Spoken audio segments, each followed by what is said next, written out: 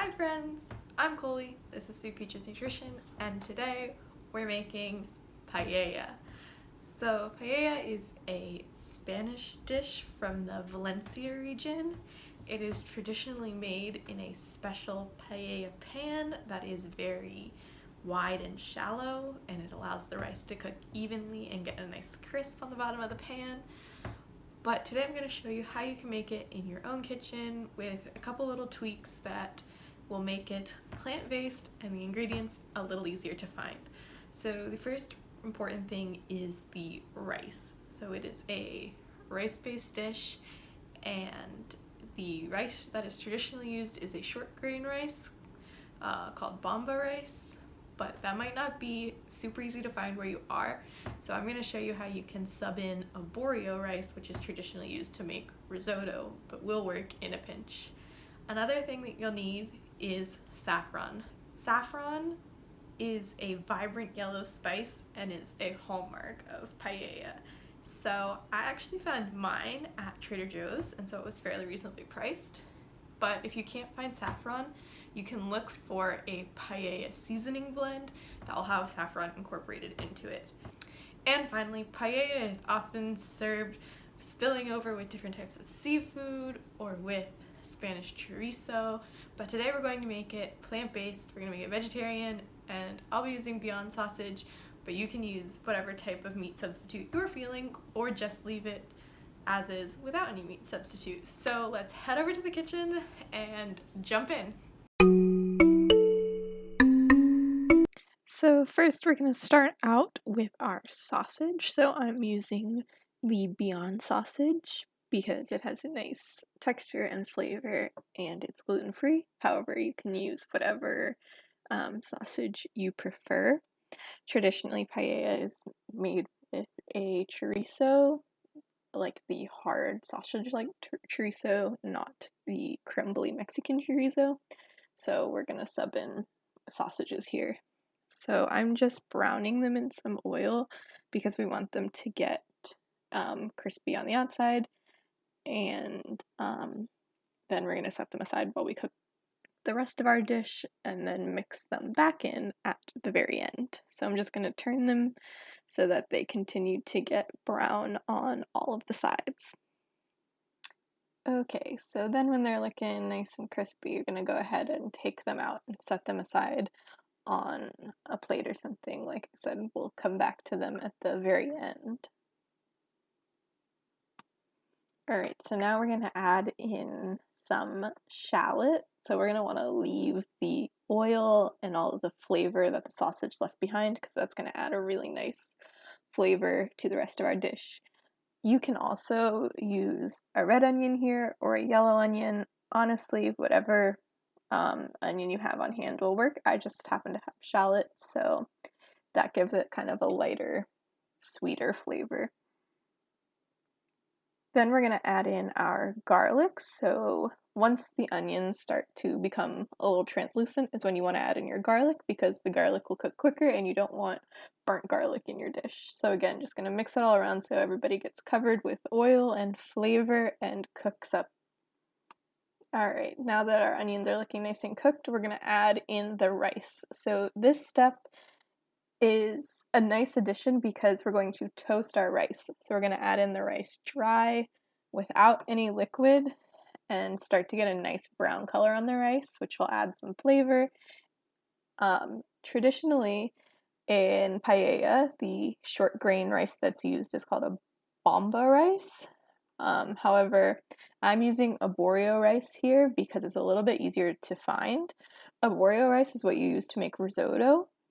And risotto turns out super creamy because you are constantly stirring the dish. However, this dish we want to maintain the individual pieces of rice, so we're not going to stir this dish very much. And you can see I'm just moving the rice around and I'm looking for it to become fragrant and to get slightly browned.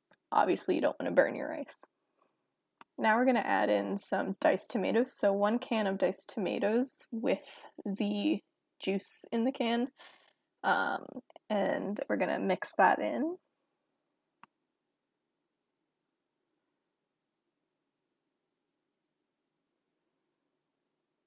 Next, we're going to add in some tomato paste. So tomato paste will give us a deeper tomato flavor, add some umami, and will also give us a nice color as well.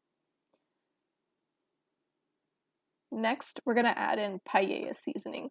So I got this one from Healthy On You. They're an online spice shop and they're awesome.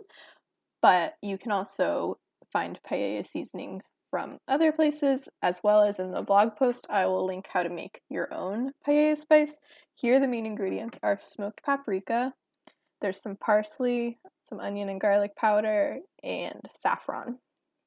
So I'm going to go ahead and stir to combine. We want to get everybody coated because rice is pretty bland. We want to make sure that we're building up flavor with lots of spices to make this dish delicious.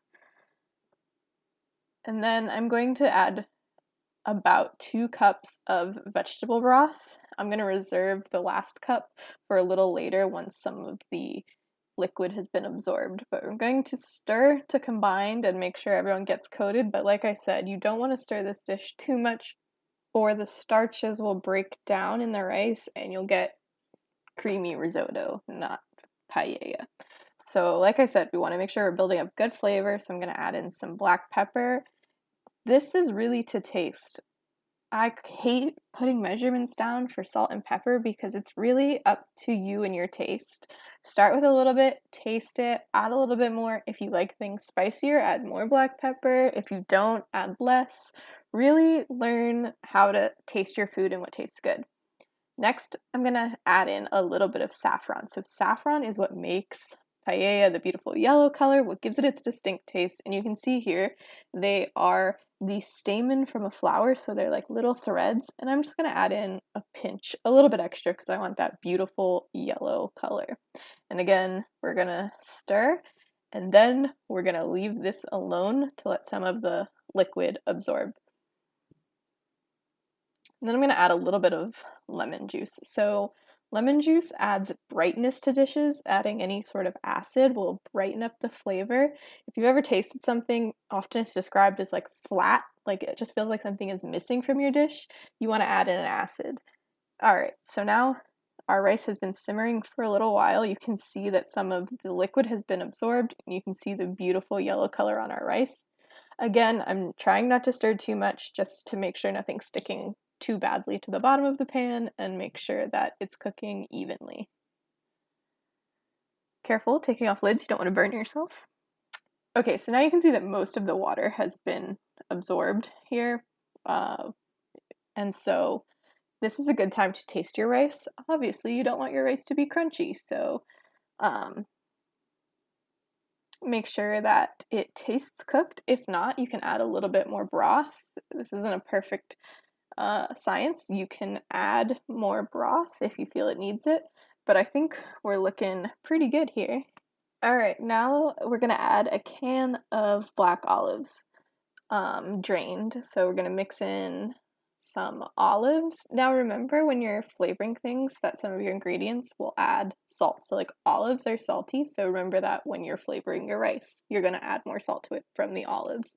We're also going to add a can of sliced artichoke hearts and go ahead and mix those in as well.